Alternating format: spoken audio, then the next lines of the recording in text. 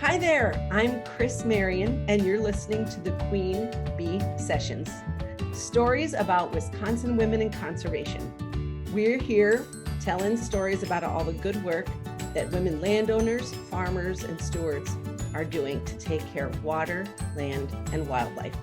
And today, it's my great pleasure to be talking to my neighbor, Heidi Hankley, who lives in rural Blanchardville, and in 2022, just last year, won the State Natural Areas Volunteer Steward of the Year Award from the DNR, the Department of Natural Resources, for the great work she's done on the York Prairie. Heidi, welcome to the Queen Bee Sessions. Thank you, Chris. Very nice to be here. You're on your beautiful porch that's overlooking your woods and your prairie right now. Yep. Listening to the birds, enjoying a relatively cool Wisconsin summer day.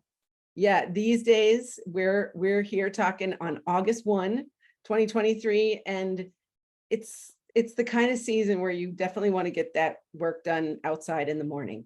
Yes. And they get on your computer in the afternoon. Absolutely.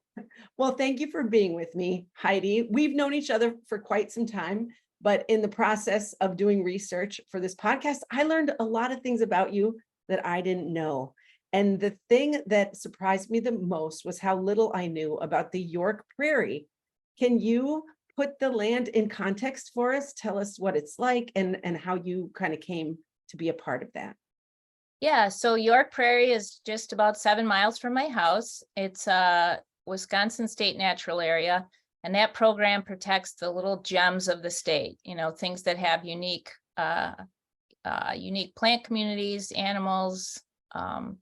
So York Prairie is, I think it's about 154 acres, and it's in 3 units. There's the Marble Seed unit, the Weber unit, and Hoppy. And it was originally set aside, I think, by Greene County Conservation because of the remnant prairie. So eventually the DNR took ownership. And once I kind of got settled into the area, then I found that and enjoyed walking on it, and then eventually got involved in volunteering with the State Natural Area Program. And with my friend Jim McDonald, it was he and I that kind of started going out there and collecting seeds and seeing what was happening. And then Jared Urban, who runs the volunteers for the State Natural Area, he invited us to start work days. So we did that. And that was, I guess, 10 years ago. And the work day is still going on. I've passed along the kind of the hostessing of those to one of the regular volunteers named Shannon Rosnowski.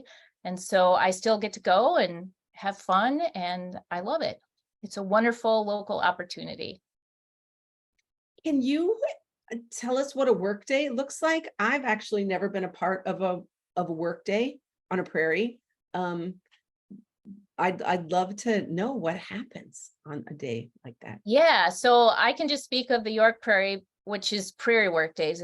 If you're going to a state natural area that's a wetland or a woods, it would look somewhat different. But what we do in the winter, we're brush clearing. So we meet from 9 to noon, and there's tools that the DNR lets us borrow. We sometimes bring our personal tools, and we clear brush. So and all abilities are welcome.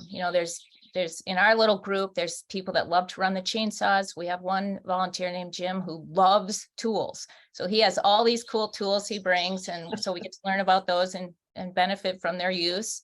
And everything from, the chainsaw work to just stacking the brush.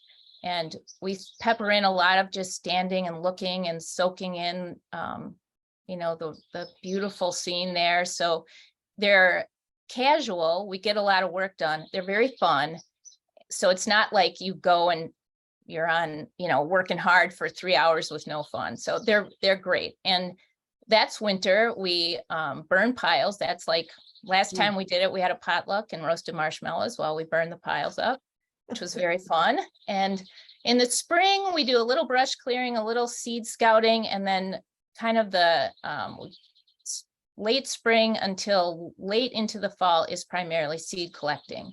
So that is one of my favorite things, because you're walking the prairie, you're looking and seeing what's happening, finding the seeds that are ready, finding interesting plants where, to collect later. And then we use those seeds for places that we burn brush piles or places that we need to interseed at York. And then also the DNR has other projects down near Monroe. They're establishing kind of a perimeter buffer prairie around Moralt. So it gets used for projects like that as well. So I have a great photo of you collecting seeds because you are in a publication that Wisconsin Women in Conservation is going to be publishing in the fall. And when I was watching you collect those seeds, it brought up so many questions in my mind, like, how do you store these? And do you have to dig them in holes before you put them in? Do you start them in pots? What I hear a lot about seed starting. You also got a lot of press for your award, and you mentioned seed collecting in a lot of those stories. And I just thought, well, what does this practically speaking look like? Sure. So when we collect seeds for the state natural area, the seed collected there stays with the site. So when we go out, we never take more than a bit of each seed type. So the way I do that is I go to a plant, I'll take maybe half the seed. And then we do that across the landscape because we don't want to rip off that area of their seed, of the seed.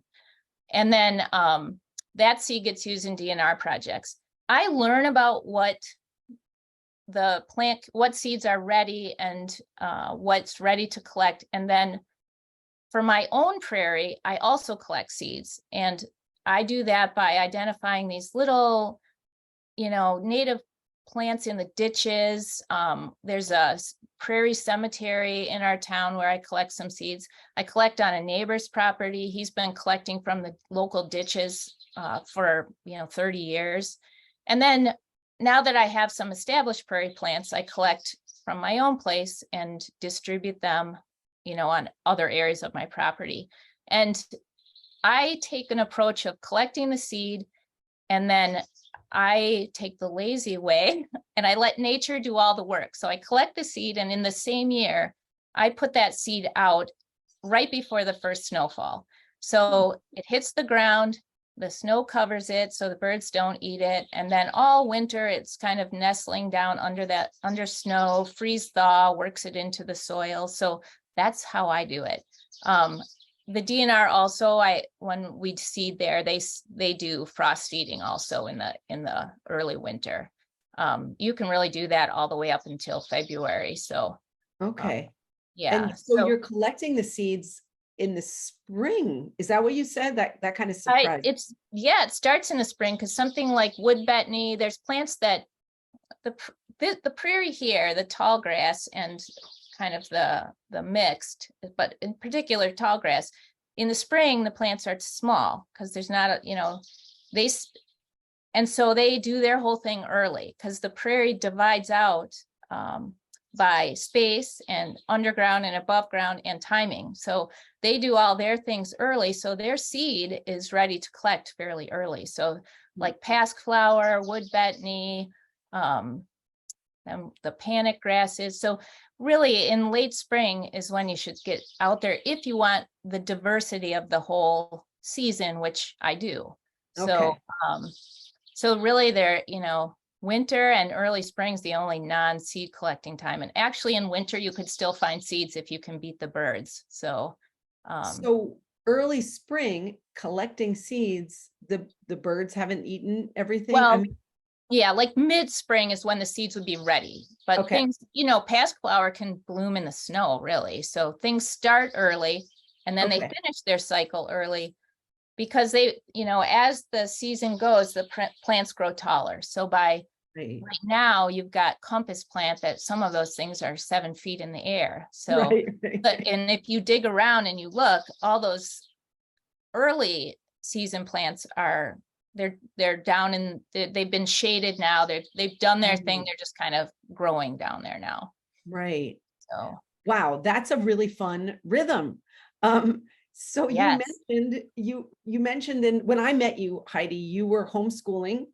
We don't live too far from each other. You had moved to rural Blanchardville a couple years before I had.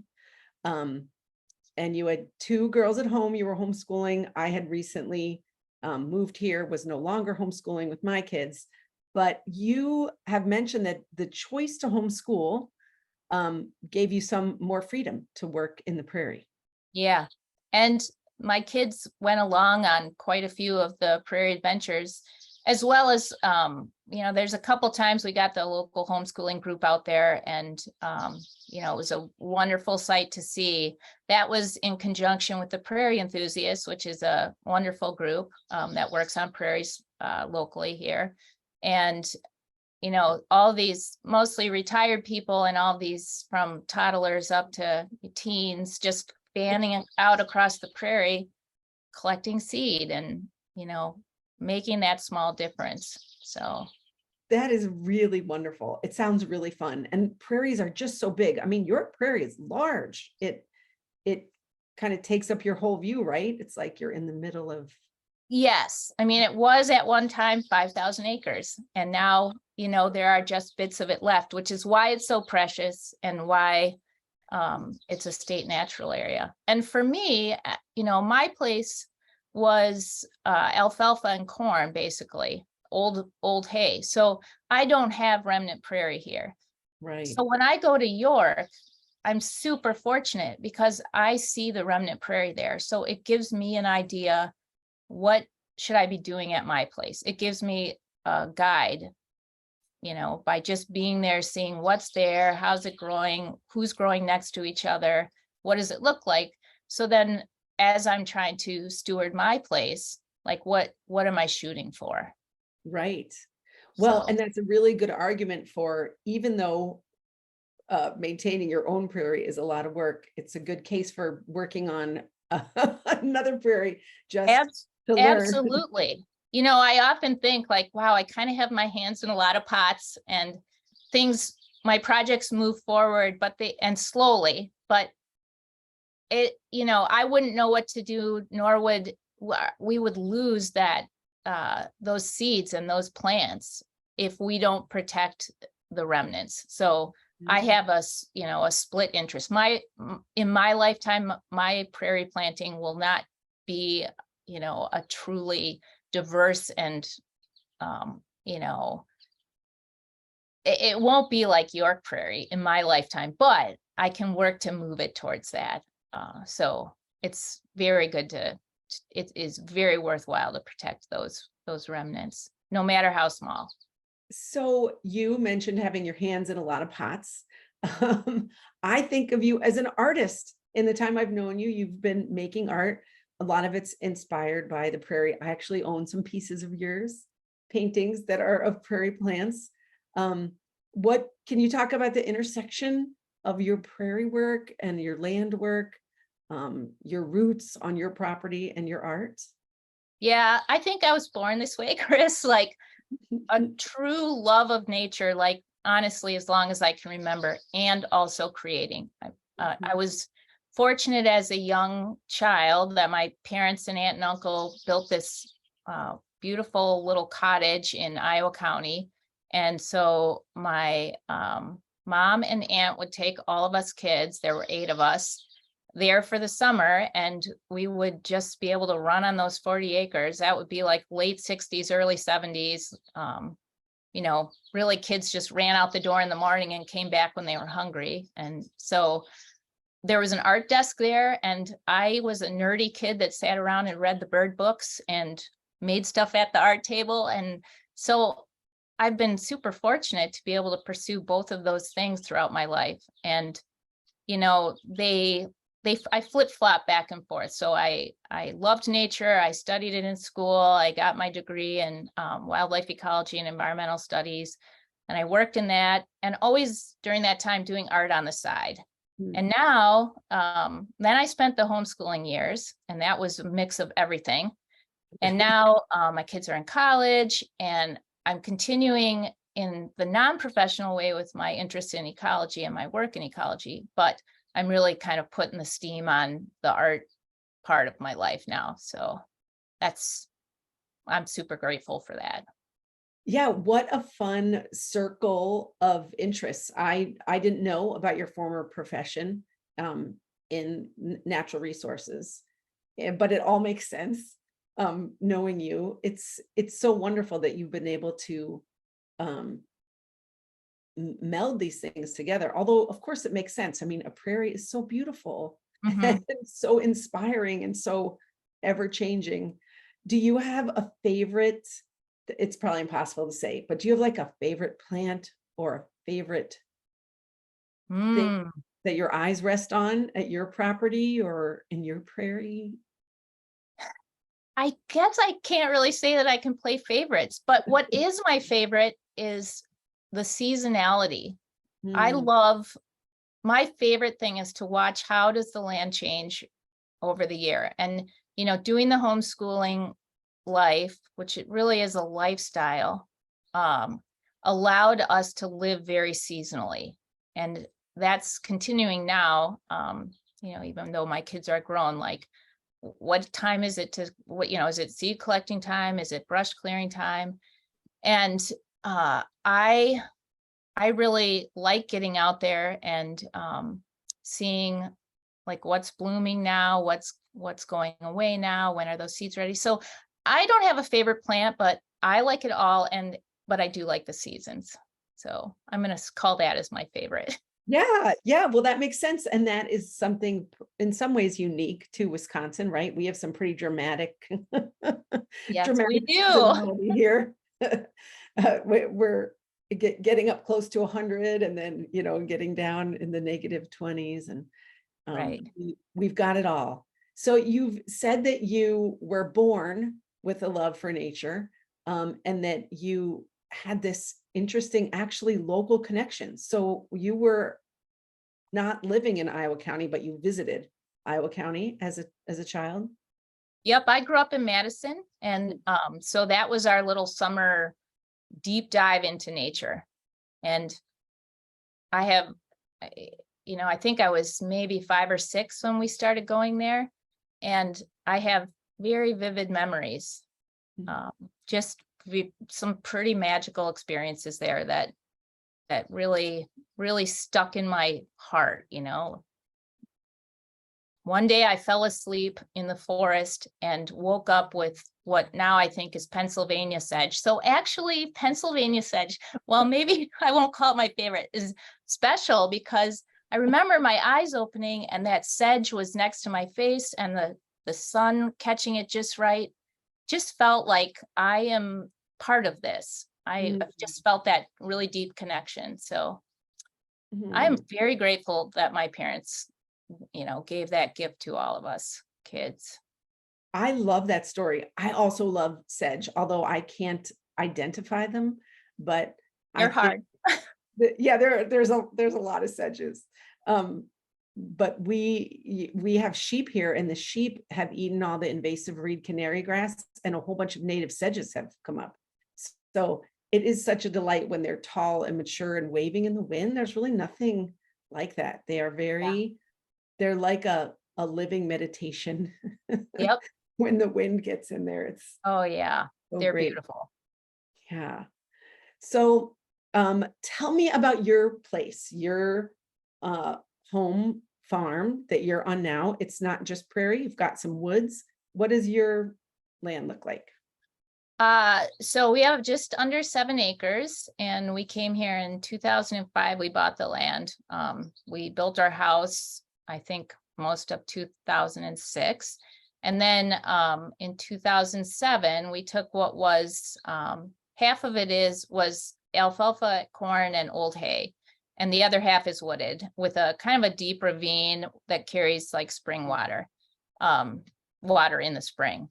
By that, I mean, and so in 2007, we were able to put part of our open area into CRP, just a conservation cover. I think it was like three warm season grasses and a handful of forbs, which we didn't have a lot of extra cash in those days. So, that's I scraped together what I could to increase that seed diversity. But that's what we started with. And the program helped us, get that practice in place. And then over the years, I've just been collecting from, the local area ditches and stuff and supplementing that. So that's how our prairie developed. And then in our woods, we go down in the ravine in the spring, and by midsummer, it's, buggy and very like a jungle to get through. So we haven't done as much work down there. It's on our list.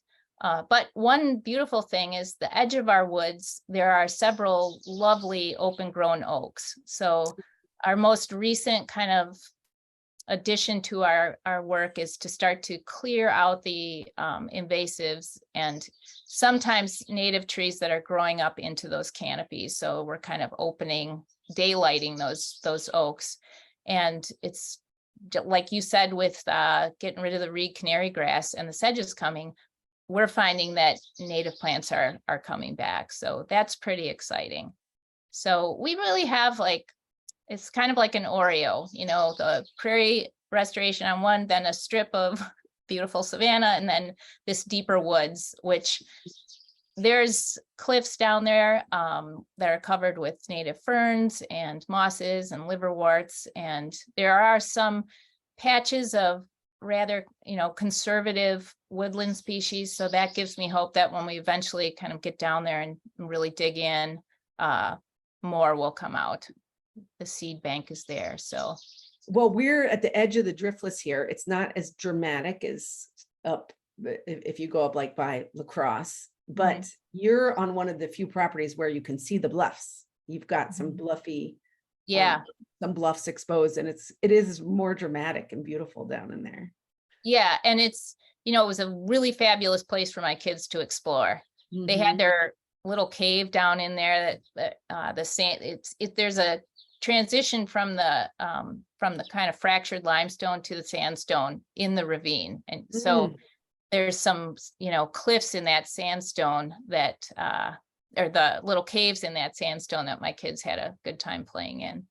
Yeah, so, I bet. Ooh, fun down there. Yeah, that kind of creeps me out, and it's kind of exciting at the same time. I mean, caves. They're not deep. They're not scary caves. You don't have rattlesnakes. Do you have rattlesnakes in your bluffs? Not that I'm aware of, no. Yeah.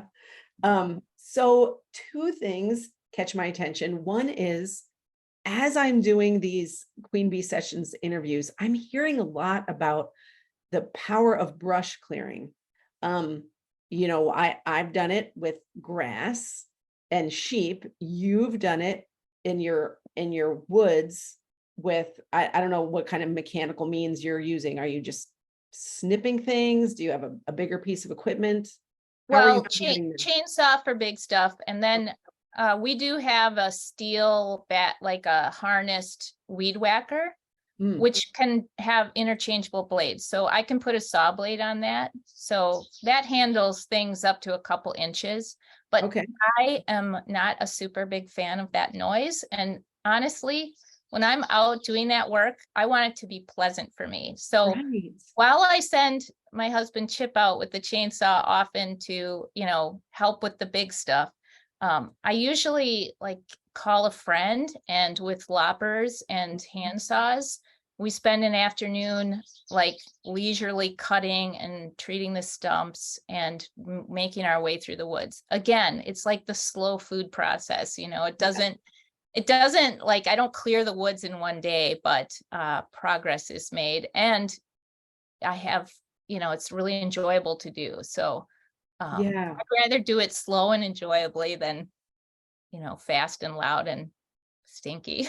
And yet you are seeing results. I mean, I think to me, that's a big story that's emerging from these interviews, is that an incremental approach is powerful. And I think a lot of women buy a property, have aspirations, get in there, and there's just, brambles and honeysuckle, and you can't walk, and it's very overwhelming. But I think what I'm hearing over and over is that, I just went at it, in whatever way, some people want to get in there with equipment, right? And really Right. tear it up for a couple Yep. years. But one way or another, if you just remove the brush, it seems like there is a story that wants to tell itself, like that nature will do its thing if you can remove brush. I think that is something I didn't really grasp until recently. I think it's important and powerful, Right. because uh, if you're looking at a woods of even of a couple acres and thinking you have to clear it and replant it and then babysit plants the way you babysit your perennial beds, Yeah. that is a non-starter right there. But the the hope that there is in brush clearing is really Oh, powerful. Yeah. Now, the other thing though, which is kind of the opposite of that, is tell me about these ditch trips. You're driving around, things catch your eye.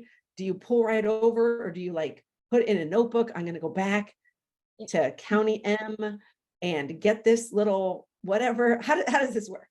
I mean, I mostly use mental map, although when I'm working at the state natural area, I keep notes like what am I'm collecting what's ready, but I'm also, while I'm doing that, looking at what is going to be ready.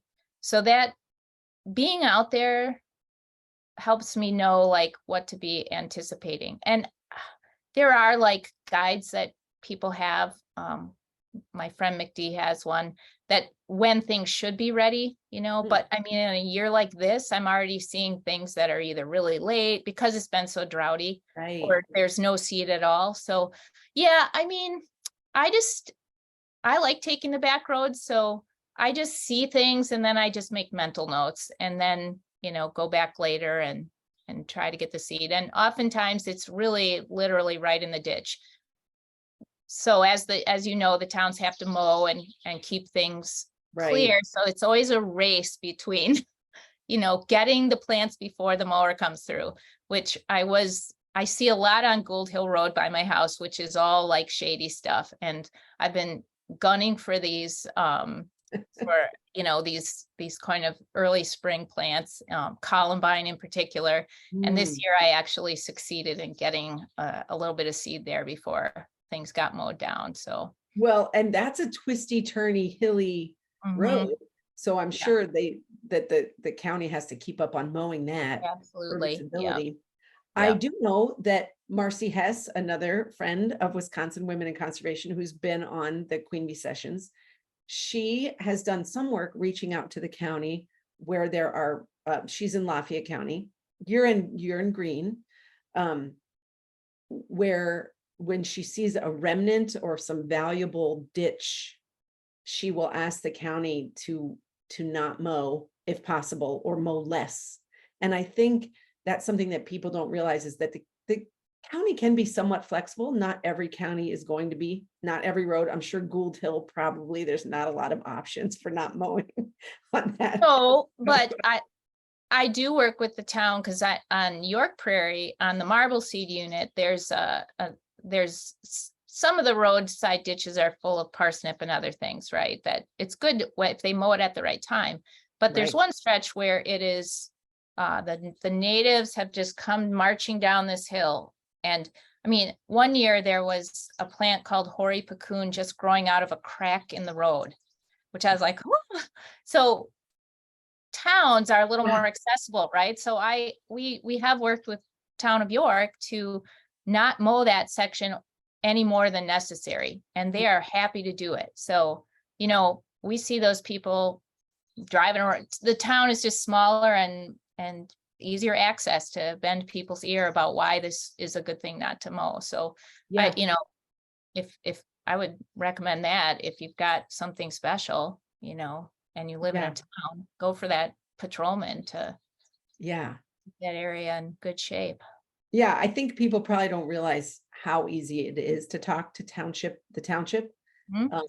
If you live in a township, but the county is pretty accessible too. I mean, you'd call the highway department is who you'd talk to. Um, and I do think some people are trying to get to work at the state level to try and have more roadsides in natives rather than whatever the grass mix is. I was really curious. So that you've participated with USDA to plant the CRP, the set aside area. Have you participated in any other programs? Well, that original CRP contract was a 10-year, and now we re-upped into the state acres for wildlife enhancement. So that Okay. is a 15-year. So Okay. that's what we're in right now. And So you get a payment, is that yep, correct? You get a payment every year for taking some land out of agriculture. mhm, You didn't have it in agriculture, but it was previously planted. right. It's hilly. Your place is actually all leany, And highly erodible. highly erodible into your ravine. Mhm. So it's valuable land to have in permanent cover. But I was curious that you didn't plant it in a prairie. You had it um in grasses, which I think of as really tough to overcome.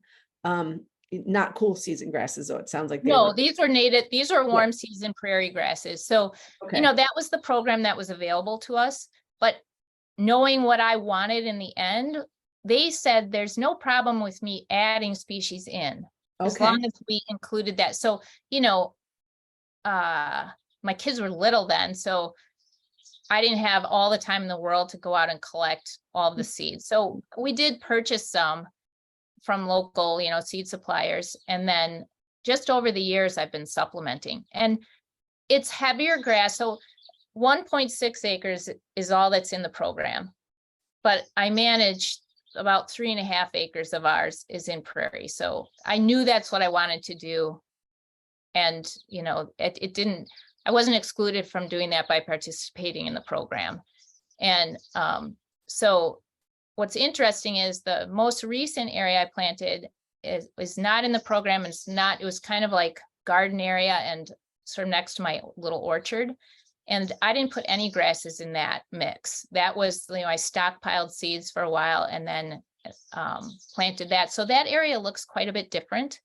It's a lot more forbs quicker. So I just toured Jim and Marcy Hess's place this weekend, and they have done like maybe 15 acres at a time and done different, approaches. And that was really interesting to see. So, the participating in the program led to certain seed mix on those areas. But when I, kind of getting back to this sort of times of feeling overwhelmed, when I look out there and I'm like, oh my gosh, there's that sweet clover again, or Right.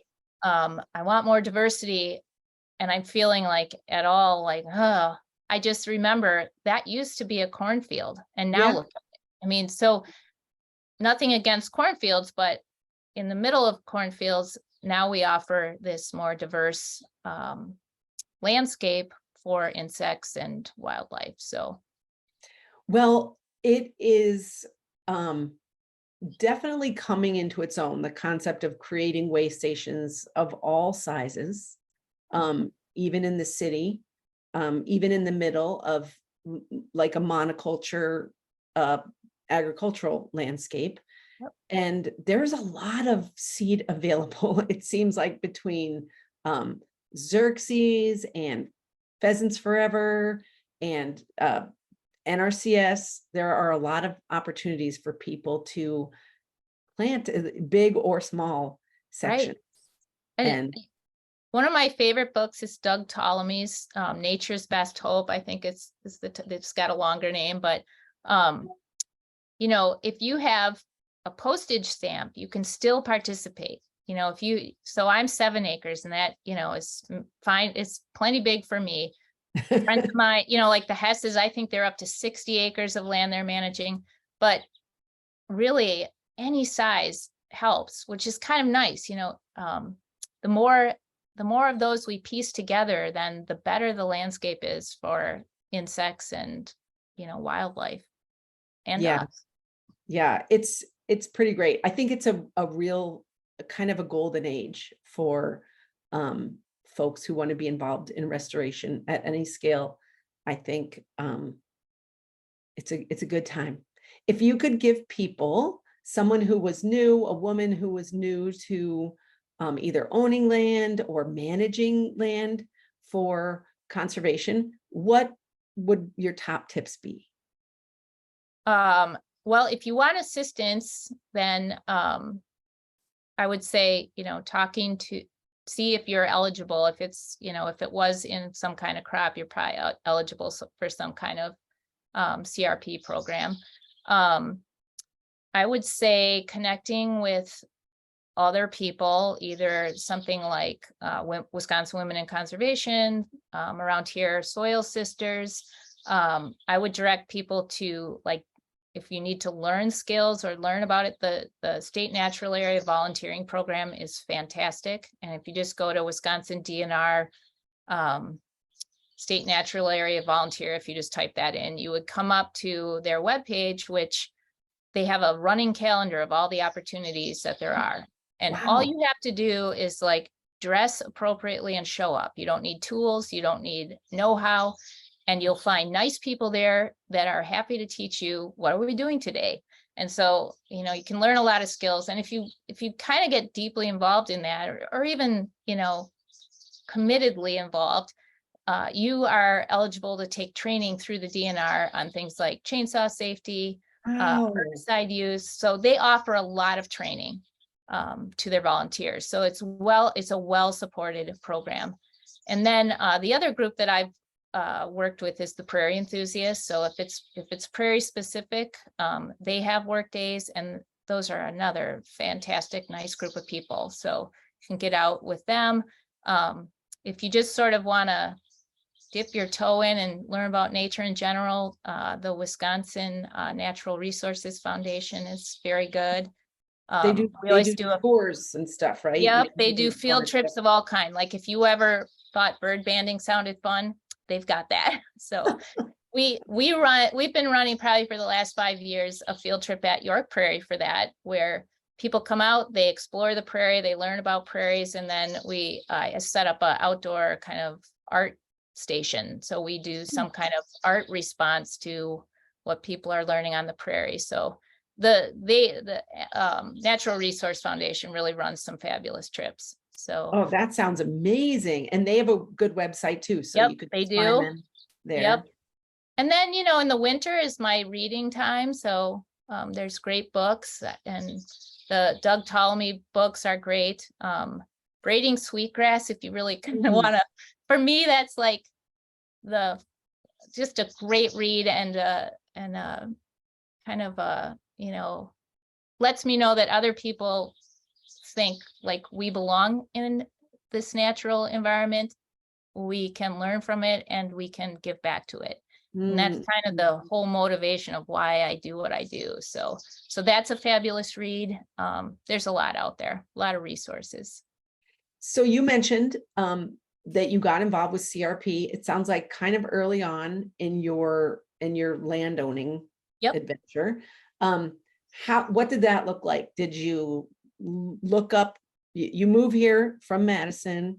How did you know to find the USDA office? What did that look like? Well, since I had worked for, in natural resource conservation, I kind of knew they were out there. So, and as I said, we didn't have buckets of money sitting in the closet. So I knew that they would cost share, and that was helpful. And also, I knew what I was going for, which was prairie. But if you don't know what you're going for, I know Tanya Gratz is pretty fabulous at helping you come up with a conservation plan here in Greene County. But, people will come out and help. I've had neighbors that have more woodlands that have had like the county forester, I think it's county, come out and walk their land with them and help them make a plan. So yeah, I just called them up and said, here's where I live. What, is there anything that you can help me with? And so then I just went down to the office and they looked up the crop history and, the details of whether or not you qualify for the program. So, and there are many more types of programs available now, like the pollinator plantings and other things that I think are wonderful. Yeah, I have a 1 acre pollinator planting on my former CSA gardens. Which looks beautiful, by the way. Driving by it, lovely. It's happening. It's happening this year. It's Yeah. interesting how different things are predominant in different years. This year we had butterfly weed like all over the place, and that was Yep. really exciting. And I had only seen one plant before. So that's really fun. One of the things we talk about a lot in Wisconsin Women in Conservation at our events is this idea of a conservation plan. And you mentioned that, getting at it from different angles. Tanya Gratz is the Greene County Land and Water Conservation Department person who will do conservation plans with women who are in our program. But I think that there are so many out there. There's forestry, there's grazing, there's more native plantings. And I just encourage anyone who, if this sounds fun, you can reach out to wiwic.org, wiwic.org, and we'll get you started with somebody who can help you walk your land and make a plan. Heidi, you mentioned that you went in and they had your crop history on record, even though you were new to the land. If it's farmed, that is generally recorded somewhere, and you don't need to know all the history yourself. They can help you find it out. And that's kind of a fun exercise too. Mm-hmm. Yeah. Well, this has been so much fun getting to know you in a little different way. And you have a lot of aspects of your story that I think make, as Marcy Hess would say, make you visualize chunking it out. They are managing a lot of land, but she says, we just chunked it out. We took one chunk at a time and tackled one thing at a time. And I think that's a hopeful way to look at things. Where can people see your art if they want to see this whole full circle of your life experience expressed in pottery or paintings? Where can they go? They can go to my website, which is www.heidihankleyart.com. So are you in studio space I know you do some shows in Madison, or is there anything happening this year? Well, my big art thing is Crimson Artist Collective is a pottery studio that my sister started last year. It's almost 1 year old. So my work is primarily pottery with a emphasis on a technique called sgraffito, which is, carving into the pots. And that work I have that in the gallery at the Crimson Studio. And then my printmaking practice I do out of my home studio. And just Crimson's the only place my work is shown right now, other than on my website. And yeah, it's the slow on-ramp for me. So hey, shows are a lot of work, so we'll see. I mean, your Prairie, you took it slow and it's amazing. Yeah. I am working on a solo body of work that I've been working on it for maybe 4 or 5 years now, which is creating art in league with my land. So I collect materials. So I've collected plants and made dyes and collected pigments. I've got a big stack of tall grass from last spring. So dried tall grass that I'm going to burn up and use the ash to make a ceramic glaze. So at some point I will have this collection of work that is really like made in cooperation with my land. And I'm just thoroughly enjoying the process of doing that. I think eventually that will be a show. So I'll keep you posted. Yeah, don't hold your breath though. That sounds so great. Well, thank you so much for taking the time and using your cool hours of the morning to spend talking with me. We're so blessed to have you in the neighborhood. And have a great rest of your summer. Thanks, Chris, and thanks for all the hard work you do as well. And I love you as a neighbor. Yeah, we're lucky. Yeah, we are. We're building a lot of connected little way stations around here. Some big and some small, but they're all adding up, and we get to wave goodbye to those butterflies as they move on. Right.